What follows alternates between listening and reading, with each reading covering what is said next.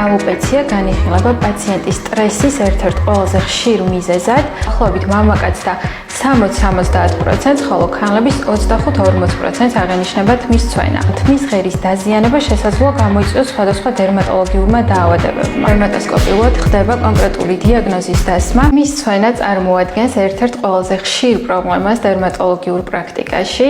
ამერიკელი სპეციალისტების გამოკვლევებზე დაყრდნობით, დაახლოებით მამაკაცს და 60-70%, ხოლო ქალების 25-40% აღენიშნება თმის ცვენა.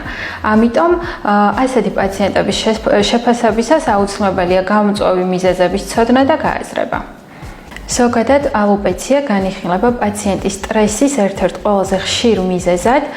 მისი დიფერენციალური დიაგნოზი მოიცავს როგორც ნაწიბუროვან, ასევე არანაწიბუროვან ალოპეციებს და ამასთან ერთად თვითონ თმის ღერის დაზიანება შესაძლოა გამოიწვიოს სხვადასხვა დერმატოლოგიურმა დაავადებებმა. აღნიშნულის გათვალისწინებით აუცილებელია სისტემური მიდგომა პაციენტთან. კლინიკა მიკროდერმაში დერმატოსკოპიულად ხდება კონკრეტული დიაგნოზის დასმა და შემდგომ კოსმეტოლოგიის როგორც დამხმარე თერაპიის ჩართვა, რაც გულისხმობს პლაზმოთერაპიის, მეზოთერაპიის და ეგზოსომოთერაპიით მკურნალობას.